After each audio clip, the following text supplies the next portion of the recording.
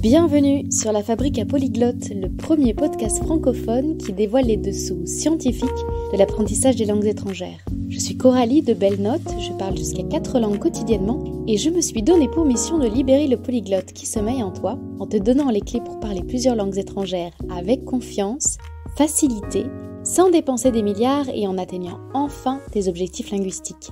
Si le sujet te parle, n'hésite pas à t'abonner au podcast pour faire un pas de plus vers une vie multilingue. Bonjour à tous, je suis ravie d'accueillir Émilie de Passerelle, qui est une invitée passionnante et elle nous vient du Pays Basque. Étant moi-même originaire du Béarn, je suis fière qu'à nous deux aujourd'hui, nous puissions représenter ces deux territoires incroyables qui façonnent les Pyrénées-Atlantiques. Mais aujourd'hui, notre sujet n'est pas la géographie, on va parler de quelque chose de beaucoup plus important, je pense, quelque chose qui peut changer la vie de tous les apprenants de langue étrangère, et il s'agit de l'écoute. Parce qu'en effet, notre capacité à comprendre une langue étrangère oralement, c'est la base fondamentale de tout apprentissage linguistique réussi, et elle est souvent sous-estimée et sous-valorisée.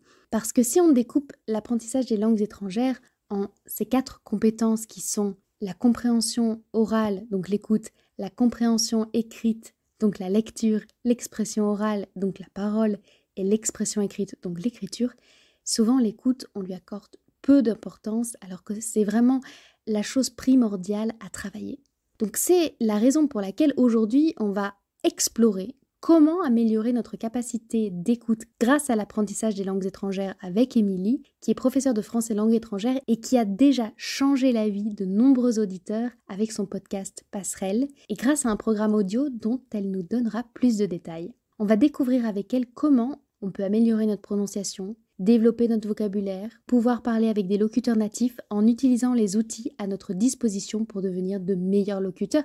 Et on ne va pas s'arrêter là. On va aussi explorer comment cette capacité d'écoute, elle peut être transférée à d'autres aspects de notre vie quotidienne pour qu'on devienne, in fine, de meilleurs communicants, des amis plus attentifs, des partenaires plus compréhensifs aussi peut-être. Alors est-ce que vous êtes prêts à découvrir le pouvoir sous-estimé de l'écoute et à transformer votre apprentissage des langues ? Si tu es prêt, installe-toi confortablement et laisse Émilie et moi-même te guider vers peut-être une nouvelle façon de concevoir la compréhension orale. Oh, j'ai une petite annonce quand même à faire avant de te laisser à l'écoute de cet entretien. Ce n'est pas un entretien à deux entre Émilie et moi, c'est quelque chose de très spécial. C'est un entretien entre moi et Émilie, mais également moi, la moi du montage. Donc tu as la moi du présent, le présent du moment de l'entretien avec Émilie et la moi du futur entre guillemets qui est intervenue après. Pourquoi ? J'avais tellement peur de ne pas être en phase avec le sujet de l'écoute, c'est-à-dire d'être pris en flagrant délit de ne pas écouter Émilie, que j'ai été un peu crispée. Je me suis crispée moi-même parce que j'avais peur de ne pas être une assez bonne intervieweuse, parce que dans mes interviews habituelles, je suis constamment en train d'imaginer ce que vous, auditeurs, vous avez besoin d'entendre. Donc j'ai été moi-même challengée par ce sujet de l'écoute, et donc tu entendras cet entretien un peu étonnant à 3. Sur ce, je te souhaite une bonne écoute. Bonjour Émilie, je suis ravie de t'avoir avec moi aujourd'hui, surtout que tu le sais peut-être pas, mais tu es l'invitée la plus suggérée par mes précédentes invitées. Il y a Jessica de French Sunnyside, Nadia Albinet qui t'a cité, et puis plus récemment Catherine Angus. Donc tu es vivement attendue sur ce podcast pour qu'on parle de l'écoute. Mais avant, j'aimerais que tu puisses te présenter avec tes propres mots. Qui es-tu, Émilie ? Alors déjà un petit mot pour dire merci justement à Jessica, à Nadia et à Catherine parce qu'effectivement donc je suis allée écouter ces épisodes-là et ça m'a beaucoup touchée de les écouter toutes les 3 parce que c'est des femmes que j'admire aussi, dont j'admire le travail. Donc ça me met un petit peu la pression pour commencer. Mais du coup, pour répondre à ta question, je m'appelle Émilie, je suis née au Pays Basque, c'est une information importante pour moi. Je suis née ici, j'ai grandi ici et la vie a fait que j'ai quitté cette région pendant quelques années pour aller vivre à l'étranger, à Taïwan. Et à Taïwan, je suis allée faire plusieurs choses, mais notamment enseigner le français. À l'époque où j'habitais à Taïwan, j'ai aussi lancé un podcast qui s'appelle Passerelle et qui est un podcast qui est destiné aux personnes qui apprennent le français à partir d'un niveau intermédiaire avancé. Et donc voilà, aujourd'hui c'est un peu les 2 activités principales que je fais. Mon temps se divise entre l'enseignement du français et mon podcast. La prochaine question que je vais te poser, elle va pas te surprendre puisque c'est la question un peu traditionnelle maintenant sur le podcast. c'est quel est ton parcours avec les langues? Alors ça commence, bon, comme je disais, je viens du Pays Basque. Je pense que s'il y a des francophones qui nous écoutent, ça s'entend pas forcément à mon accent. Et donc par exemple, voilà, je suis née ici, j'ai grandi ici, je vis ici, mais l'environnement dans lequel j'ai grandi fait que je parle pas cette langue. Donc je commence par ça, mais c'est une langue qui m'attire énormément, puisque aussi c'est lié à mes racines et à cet endroit. Donc ça fait peut-être partie des langues que j'aimerais apprendre dans le futur. Hey, j'aimerais rebondir sur ce que dit Émilie qui parle de son attachement à la langue basque et du fait qu'elle ne la parle pas et que malgré cela, ce soit une langue qui l'attire pour t'annoncer que nous sommes justement en train de préparer une série de plusieurs épisodes dédiés aux langues régionales qui seront diffusés très prochainement, enfin plutôt à la rentrée. Une raison de t'abonner au podcast si c'est pas déjà fait. Mais donc si on revient au passé, moi j'ai eu cette chance et cette opportunité de commencer avec l'anglais dès l'école primaire et puis après j'ai eu un parcours assez classique comme tout le monde, voilà, avec une deuxième langue étrangère avec l'espagnol. Donc c'est ça les langues qui me viennent à l'esprit, l'anglais, l'espagnol et puis évidemment le mandarin qui est ma grande odyssée, mon grand voyage le plus difficile dans l'apprentissage des langues. Alors je dis ça aussi en souriant, mais voilà, c'est une langue que j'ai appris aussi évidemment quand je suis allée à Taïwan. Aujourd'hui, j'ai un rapport avec le mandarin qui est peut-être un peu similaire à l'espagnol dans le sens où je suis beaucoup plus à l'aise avec le fait d'écouter, de lire, mais parler. Et ça reste quelque chose de difficile pour moi, mais c'est lié aux spécificités de cette langue. Je pense que si tu connais un peu le mandarin, c'est une langue qui est tonale. Et ça, c'est un truc qui m'a vachement bloquée pendant très longtemps. Je me retrouve dans une situation où ma capacité à écouter et à parler est pas du tout au même niveau. Mais voilà, je pense que ça reflète aussi un peu ma personnalité, le fait que l'écoute, c'est quelque chose de central dans ma vie. Et c'est plus facile pour moi d'écouter que de parler. T'as peut-être moins l'occasion de parler le mandarin aujourd'hui aussi, tout simplement. Aujourd'hui, j'ai moins l'occasion, et c'est vrai, mais ça me tient vraiment à cœur aussi parce que je garde, même en étant revenue ici, je garde un lien important avec Taïwan et je sais que j'y retournerai. Voilà, un petit détail que j'ai pas mentionné quand j'ai raconté un peu mon parcours, c'est que j'ai ramené un mari taïwanais dans mes bagages avec moi en revenant ici. Donc voilà, j'ai ce lien aussi avec Taïwan et avec cette langue à travers lui. Oui, et c'est pas évident d'instaurer une dynamique d'apprentissage ou d'enseignement dans le couple parce que c'est pas forcément le lieu pour. Et parfois on regrette de pas pratiquer assez une langue en oubliant qu'on a un cerveau qui est très bien fait, qui va au plus simple et si on n'a pas besoin de cette langue-là, en général, on la parle pas. Ouais, c'est vrai, mais des fois c'est un peu étonnant parce que maintenant je trouve que je suis tout à fait sensible à ce que tu dis sur les difficultés parfois que ça peut être dans un couple quand chacun a sa langue maternelle et c'est pas forcément évident, même s'il y a une envie et une motivation des deux côtés. Quand on a l'habitude aussi de communiquer en anglais et finalement, voilà, ça fait quasiment 10 ans qu'on se connaît aujourd'hui, donc voilà, je suis une éternelle optimiste et je me dis qu'un jour on y arrivera à communiquer en français et en mandarin tous les deux. C'est fascinant quand il y a plusieurs langues entre deux personnes. Ce qui est aussi fascinant, c'est le sujet du jour. On va parler d'écoute. Ton slogan sur Insta, c'est « J'aide les apprenants de français à être C'est dur à traduire. Oui, des meilleurs écoutants ou des personnes qui écoutent mieux. Quand je le traduis en français, finalement, je reformule un peu cette phrase. C'est que l'idée que j'essaye de mettre en avant, c'est d'apprendre à mieux écouter, à remettre l'écoute au centre. Donc voilà, je reformule un peu, mais c'est ça.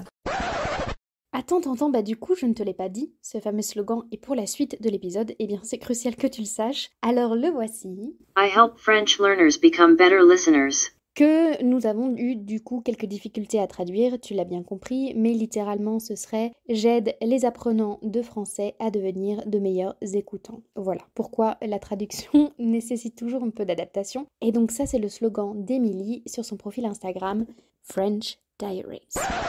Comment tu es arrivée à proposer ce type d'accompagnement? Est-ce que quand tu es partie à Taïwan, tu étais déjà dans cette dynamique-là? Alors quand je suis partie à Taïwan, c'était le tout début de ma carrière, donc pas forcément. Voilà, j'ai eu finalement un parcours aussi classique là-bas, et je pense que cette approche aussi, elle est venue assez naturellement parce que ça correspond à ma personnalité, je crois. Et c'est ça, c'est à travers toutes mes expériences, à travers les rencontres aussi que j'ai pu faire. Je crois que les élèves que j'ai rencontrés, ils m'ont aussi permis à moi-même de me révéler. Alors je sais pas si parmi les gens qui nous écoutent, ça va être aussi des gens qui ont le goût de l'écoute et qui vont être titillés par le titre parce qu'ils savent combien c'est important.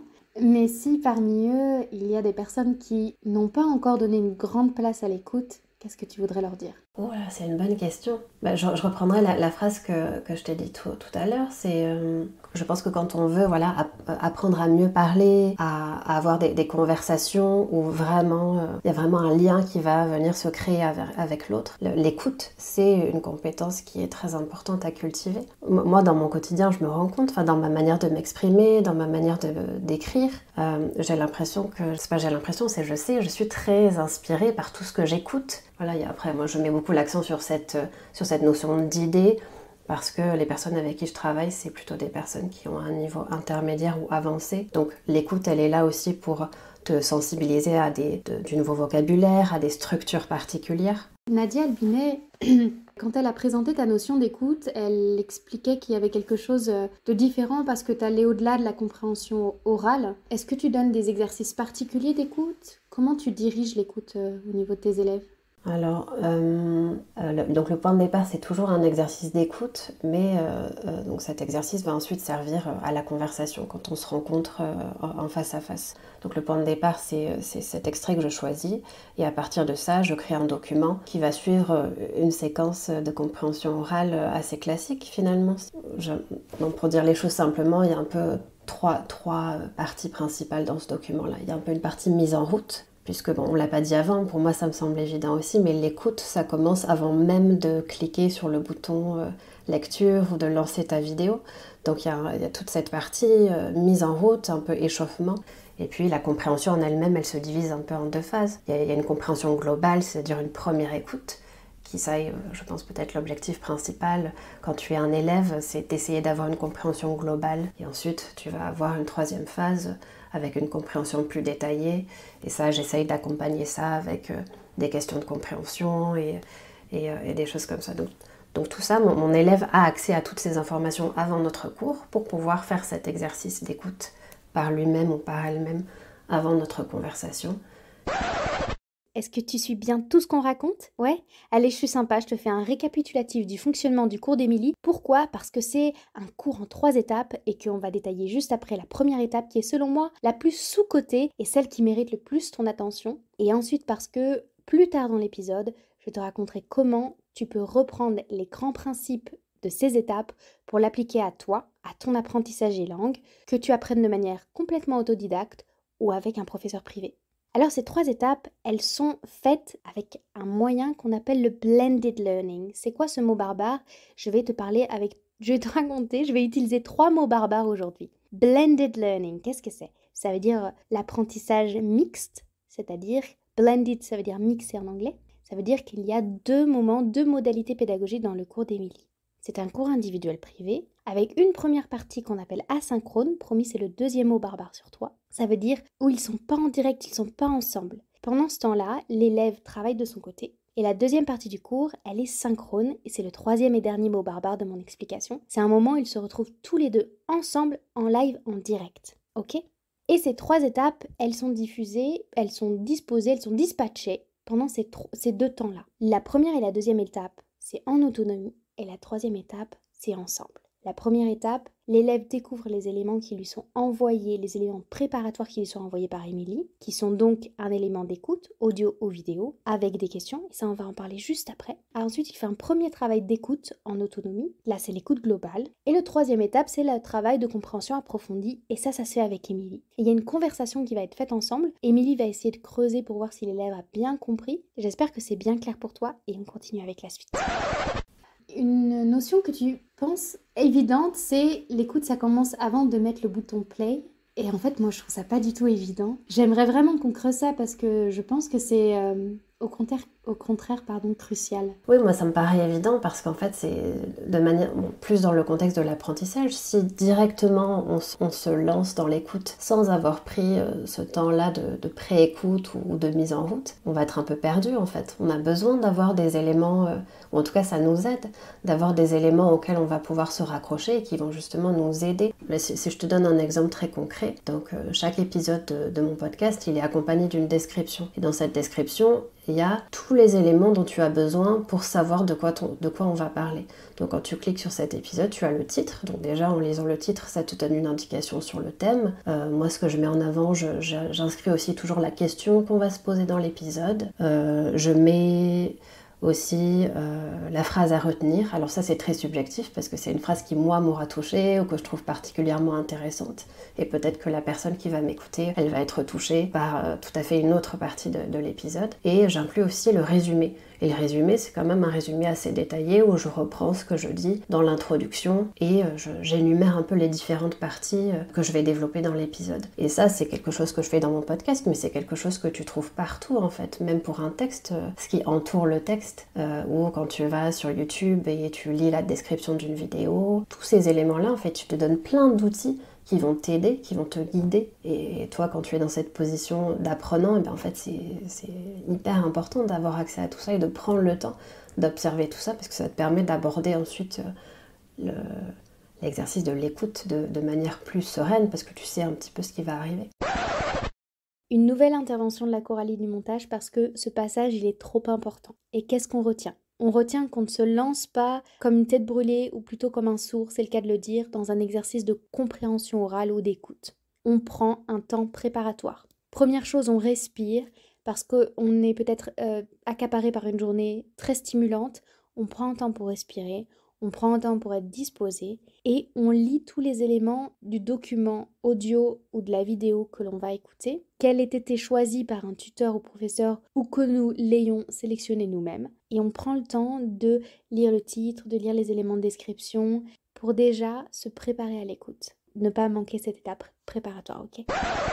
Oui, tout à fait. Moi-même, dans ma vie, et aussi donc j'essaye d'encourager mes élèves à le faire aussi, à ralentir et à prendre ce temps. Je pense qu'on ne le fait pas suffisamment. Et donc c'est vrai que quand j'ai lancé mon podcast, ça me tenait à cœur aussi, dans le format, d'avoir quelque chose qui soit aussi adapté. Donc forcément, quand je parle un peu plus lentement, donc je prends le temps moi aussi de développer les idées, mais qui est aussi un peu ce côté apaisant. Parce que je pense qu'on a besoin aussi, dans les choses qu'on écoute, de choses qui nous apaisent pour ralentir un peu par rapport à toutes les choses, toutes les distractions, toutes les sollicitations qu'on va avoir au quotidien. Alors on parlait des distractions, donc du manque de concentration. Qu'est-ce qui nous empêche aussi, selon toi, d'écouter plus en conscience ? On peut parler des distractions intérieures et des distractions extérieures. Les distractions intérieures... Donc avant notre conversation, j'ai relu ce livre parce que je me disais j'ai un peu envie de me replonger. Donc c'est un livre qui s'appelle Tendez l'oreille, apprendre à écouter, qui a été écrit par Kate Murphy et elle est journaliste américaine. Donc c'est un livre qui a été traduit en français et donc elle a écrit tout ce livre qui en anglais s'appelle You're Not Listening. Et elle parle beaucoup de ça dans ce livre.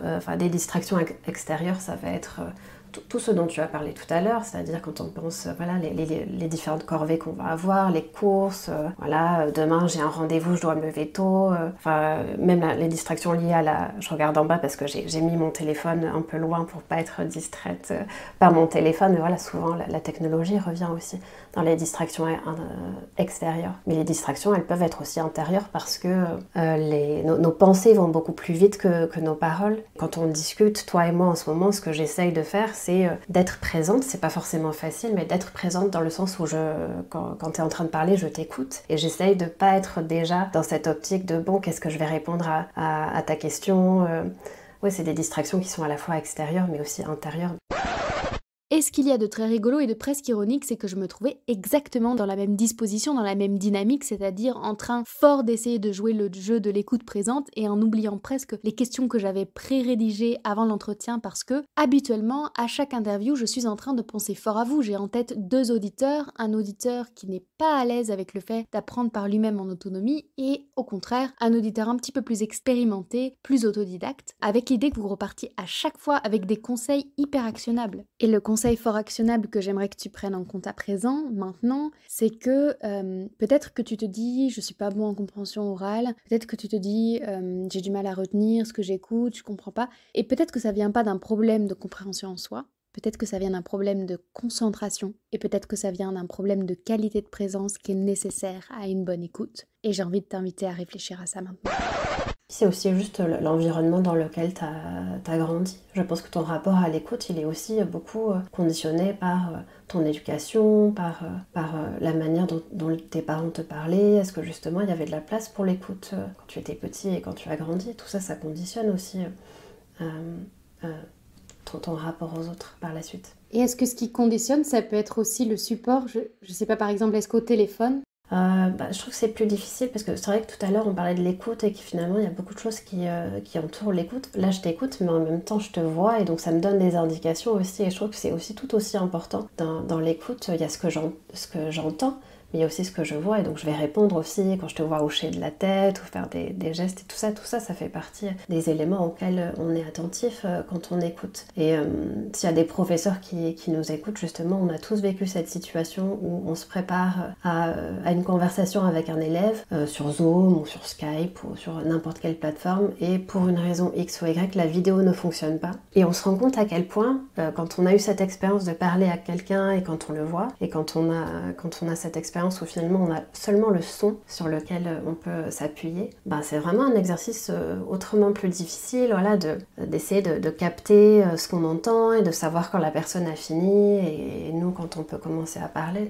Donc ouais, quand on n'a que l'audio, c'est pas forcément évident. Quelque chose qui m'intéresse beaucoup, c'est la notion de transférabilité. Je sais que quand Jessica a parlé de ces techniques de journaling, c'est-à-dire de tenir un journal et d'introspection, elle parlait d'élèves qui se sentaient transformés. Est-ce que tu as eu des retours ou tu as ta propre expérience qui montre que le travail de l'écoute dans une langue étrangère, ça change les conversations naturelles que tu peux avoir, toi au Pays Basque ou tes élèves dans leur langue maternelle? Oui, je pense forcément des choses que tu apprends à travers l'apprentissage d'une langue, c'est des leçons que tu vas pouvoir emporter avec toi au quotidien. Donc des exemples particuliers, je ne sais pas si je vais en avoir, mais moi, quand je pense à une personne qui a cette bonne capacité d'écoute, c'est aussi une personne qui arrive à cultiver de l'empathie et à comprendre la personne en face d'elle. Et à partir du moment où tu comprends la personne en face de toi, ça te donne aussi les éléments pour pouvoir mieux répondre et mieux parler à la personne avec qui tu vas avoir une conversation. Ce que j'essaie d'amener là, et ce que tu peux voir, c'est que l'écoute, il y a une partie très technique de compréhension orale et très pragmatique de est-ce que je comprends à la fois les mots, c'est-à-dire les syllabes font sens, est-ce que je comprends les sens subtils, s'il y a de l'humour, s'il y a de l'ironie, s'il y a du cynisme dans les phrases, est-ce que je comprends aussi les notions qui sont culturelles, donc tout ça c'est des choses qui sont le sens pragmatique de l'écoute. Travailler l'écoute, c'est aussi travailler sa capacité à se connecter à l'autre. Et ça, en quoi ça peut te servir? Ça peut te servir au niveau de la manière dont tu réseautes, dans la manière dont tu te connectes avec les gens au niveau professionnel. Et c'est comme un laboratoire assez intéressant dans une autre langue que de se rendre compte de comment je me connecte avec les autres. Donc l'écoute, c'est un large territoire. Tu peux être en fonction de ton niveau dans la langue dans différentes phases de l'écoute. Et ce que j'essaie de faire avec cet épisode, c'est de t'ouvrir avec l'expérience d'Émilie à ces dimensions-là diverses et variées pour que tu ailles un petit peu plus loin dans cette chose fantastique qui est l'écoute en langue étrangère. Si on revient au domaine qui est le tien, tu es avec des niveaux intermédiaires à avancés qui ont, si je comprends bien, leurs problématiques spécifiques d'écoute. Et quelles sont-elles ? Quelqu'un qui va avoir un niveau intermédiaire à avancer, donc voilà, mes élèves, les difficultés qu'ils vont avoir, ça va être encore une fois quand même parfois être un peu confrontés à des difficultés qui sont liées à la vitesse ou à des personnes qui vont parler avec des accents particuliers ou parfois certaines notions de culture qui vont pas toujours être présentes. Donc voilà, les élèves qui travaillent avec moi, ils sont quand même souvent à des niveaux avancés. Donc ils sont plus en demande d'être exposés à des sujets différents, à des manières de parler différentes. Parce que leur difficulté, elle vient de ça, peut-être quand on apprend tout seul, peut-être on va avoir tendance à toujours un peu écouter les mêmes choses, à rester un peu dans ses habitudes. Et donc souvent, ce que les élèves apprécient, c'est la variété aussi des sujets et même des types de français différents que je leur propose. Et c'est ça qui les aide à aller plus loin dans la compréhension orale. C'est ça, à sortir de leur zone de confort. Mais c'est vrai que la curiosité et l'écoute sont étroitement liés. Parce qu'on n'écoute pas bien si on n'a pas la curiosité de ce qu'on va entendre ou de la personne qu'on a en face de nous. J'ai énormément de questions sur l'écoute. Sur je comprends pas bien, ou alors j'ai appris l'anglais d'Angleterre et dès que j'ai une ressource américaine, je comprends rien du tout. Comment une personne qui nous écoute aujourd'hui peut commencer demain, par elle-même ou pas d'ailleurs, développer sa capacité à écouter. Tout à l'heure, on parlait de la technologie comme une distraction, mais avec les réseaux sociaux, YouTube et tout ça, une chose qui se développe de plus en plus, c'est le fait que les vidéos ou parfois les podcasts même viennent avec des transcriptions et avec des sous-titres. Ça, c'est aussi un outil qui est hyper important et qui peut vraiment t'aider. Donc moi, je pense toujours à ça, à essayer de trouver des ressources qui sont adaptées à ton niveau et qui sont aussi accessibles grâce aux sous-titres ou grâce aux transcriptions. Et on a cette chance qu'aujourd'hui, de plus en plus, on a accès à ce type de ressources. Après, des exercices pour aller travailler en profondeur sur la compréhension orale, un exercice que je recommande, et je ne sais pas s'il y a des francophones des Français, des Françaises qui vont nous écouter et qui gardent peut-être pas forcément un bon souvenir de cet exercice, mais la dictée, c'est un peu quand même un super exercice pour travailler sur la compréhension orale, vraiment en profondeur. Et là aussi, je sais plus comment ça s'appelle, je sais quelque chose qui s'appelle la dictée géante. C'est vrai, elle est extrêmement perturbante pour les langues comme l'anglais où la prononciation est différente de l'orthographe, mais c'est un chouette exercice, surtout pour les niveaux intermédiaires à avancer complètement. C'est vrai, j'avais oublié la dictée. Puisque cet épisode est très riche, j'aimerais te proposer un résumé à ce stade. Qu'est-ce que l'on a appris ? On a appris qu'on pouvait découper l'écoute en 3 étapes. Il y a la pré-écoute, qui est le moment où je prends connaissance du sujet, des questions que je vais me poser, de ce à quoi je vais vraiment prêter attention pendant l'écoute. Il y a l'étape d'écoute globale, où je vais écouter une première fois pour saisir le contexte, pouvoir résumer la situation, savoir ce qui me touche vraiment. Et l'étape d'écoute plus en profondeur, où là j'entre dans les subtilités de ce à quoi je prête attention. J'ai appris que ce qui pouvait m'éloigner de l'écoute, c'était un problème de focus, un problème de concentration, si je suis soumis aux distractions qui peuvent être internes ou externes. J'ai aussi conscience que mon écoute va être déterminée par mon niveau. En tant que débutant, mon travail sera de décoder la langue, c'est-à-dire de la comprendre, de savoir ce que j'entends. Et pour ça, les sous-titres et les transcriptions vont beaucoup m'aider. Elles m'aideront aussi quand je serai à un niveau intermédiaire à avancer, mais à ce moment-là, mon exercice, ou plutôt ce à quoi je dois prêter attention, c'est à m'exposer à une grande diversité d'accents, de sujets et de contenus, et je devrais prêter attention aux subtilités culturelles comme l'humour. Les exercices qui nous sont recommandés par Émilie sont les suivants. Le fait de trouver sur les réseaux un contenu qui nous plaît et qui dispose de sous-titres ou de transcriptions dans la langue que l'on apprend, c'est un bon début. La dictée est aussi un excellent outil un peu sous-coté. Et enfin, garde en tête que ce moment d'apprentissage, que ce soit en classe, que ce soit solo devant ton bureau, que ce soit en cours individuel, que ce soit en discutant avec un partenaire de langue, eh bien c'est un moment sécuritaire, c'est un moment où c'est ok de laisser des silences, de réfléchir à ses phrases, de faire répéter la personne et qu'il faut profiter de ce laboratoire complètement sécure dans lequel tu peux évoluer avant de te lancer dans le bain de la vraie vie. Puisqu'on arrive doucement à la fin de cet épisode, j'aurais envie qu'on parle de ton programme audio que tu proposes pour que tu nous en dises un petit peu plus. Alors, c'est un programme que j'ai lancé, c'était au mois de mars maintenant. Et donc l'idée c'était de proposer quelque chose qui s'inspire du podcast, mais qui aille un peu plus loin. Le choix de ce sujet il est aussi inspiré des retours que j'ai eus des auditeurs, parce que finalement la lecture, on a beaucoup parlé de l'écoute aujourd'hui, mais la lecture c'est aussi une activité qui occupe beaucoup de place dans ma vie, moi aussi personnelle, mais aussi dans mes conversations avec mes élèves. On parle assez souvent des livres qu'on lit. Et comme on venait me poser des questions assez régulièrement sur est-ce que j'ai des recommandations de lecture, est-ce que voilà, des livres à recommander, assez naturellement je me suis dirigée vers ce sujet-là du Petit Prince. Parce que je me suis dit, le Petit Prince, c'est quand même un sujet qui parle à beaucoup de personnes, je crois. Et j'avais cette idée de venir proposer un peu une relecture ou de redécouvrir le Petit Prince. Parce que ça aussi, c'est quelque chose que j'essaye de proposer à travers mon podcast, de s'intéresser à un sujet que peut-être on connaît déjà, mais de venir découvrir d'autres idées, d'autres perspectives autour de ce sujet-là. Et par rapport au format en lui-même, comme je disais, ça ressemble au podcast. C'est-à-dire que dans chaque section, on trouve un enregistrement audio. Et cet enregistrement est accompagné d'un document qui contient la transcription et tous les éléments dont tu vas avoir besoin pour aller travailler sur ta compréhension orale un peu plus en profondeur. Et voilà, c'est ça. Puis c'était important aussi pour moi d'avoir une plateforme où les gens pouvaient venir écrire des commentaires, qui est vraiment un échange. Et c'est vraiment pour moi la partie la plus enrichissante maintenant que le programme existe et que les personnes peuvent le rejoindre. Et c'est hyper intéressant parce que tout le monde a une histoire ou quelque chose à raconter autour du Petit Prince. Donc Mais oui, on passe de l'écoute de ton travail à la conversation pour le coup, écrite en plus. Tout à fait, ouais, c'est ça. Donc, d'ailleurs, on revient à toi, la conversation elle peut aussi avoir lieu sur tes réseaux. Donc tu disais tu as ton podcast Passerelle, tu as ton compte Instagram où je t'ai découverte Est-ce que tu vois quelque chose d'autre à mentionner? Donc il y a le podcast, il y a Instagram qui est un espace sur lequel je suis présente mais de façon plus ou moins régulière. Mais c'est plus un espace où je partage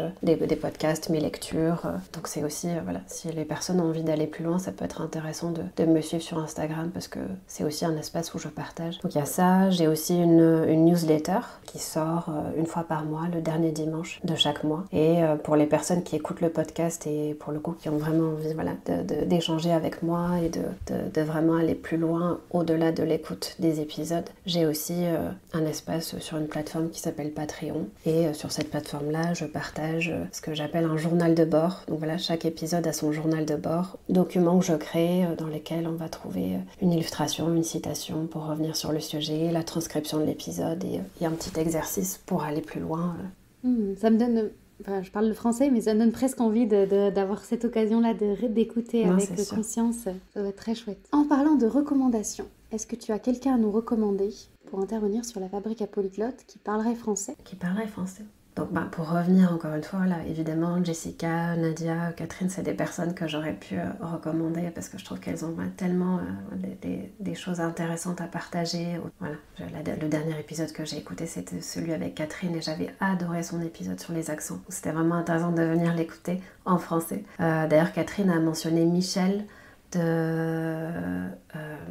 Heart of English? Exactement, c'est ça, ouais. Et voilà, moi aussi, Michel, ça fait partie de ces personnes que j'ai eu la chance de croiser et je pense qu'elle a aussi beaucoup de choses à contribuer dans ce podcast. Mais après, j'ai pensé à plusieurs personnes. Alors, une personne qui m'est venue à l'esprit, c'était Charlène Siffre, de l'école des profs. Donc Charlène, c'est quelqu'un qui... Donc je pense qu'elle aura des choses intéressantes à te raconter par rapport à son parcours personnel avec les langues. Dans sa vie, voilà, il y a plein de langues comme ça, le français, l'espagnol, le japonais, donc je pense que par rapport à son histoire personnelle, elle aura certainement des choses intéressantes à raconter. J'avais pensé aussi à Elle Charis, du podcast Speaking Tongues. Je sais pas à quel point elle sera à l'aise de venir parler en français, mais je sais qu'elle apprend le français. Et je pense qu'elle aurait vraiment des choses intéressantes à raconter. Il y a aussi, pour donner un exemple d'une professeure qui a une approche de l'apprentissage que je trouve hyper intéressante et qui me plaît beaucoup. Il y a Marion de Clap Français. Marion, elle est beaucoup plus axée sur l'apprentissage du français à travers le cinéma. Et ça aussi, c'est hyper intéressant, je trouve. C'est pour ça que tu m'as dit une personne, mais c'est difficile de choisir parce qu'il y a tellement de personnes qui, je pense, ont des choses intéressantes à partager. Oui, ça nous fait plein de pistes à explorer. Merci beaucoup. Ouais, tout à fait. Merci pour cette conversation. Non, merci à toi. Merci d'avoir écouté cet épisode de la Fabrique à polyglotte jusqu'à la fin. J'espère qu'il t'aura donné de nouvelles perspectives sur l'apprentissage des langues étrangères, qu'il t'aura inspiré et motivé, voire même instruit. Si c'est le cas, tu peux soutenir le podcast en lui attribuant 5 étoiles via ta plateforme favorite et en le partageant autour de toi. Et si tu as des questions ou bien l'envie de rebondir sur le sujet du jour, je t'attends dans l'espace commentaire disponible sur certaines applications. Pour recevoir encore plus d'astuces et de conseils concrets pour passer à l'action, inscris-toi à notre newsletter hebdomadaire disponible sur www.belnote.co. Le lien sera situé dans l'espace de description. Sur ce, je te souhaite de belles conversations en langue étrangère et je te dis à bientôt pour le prochain épisode.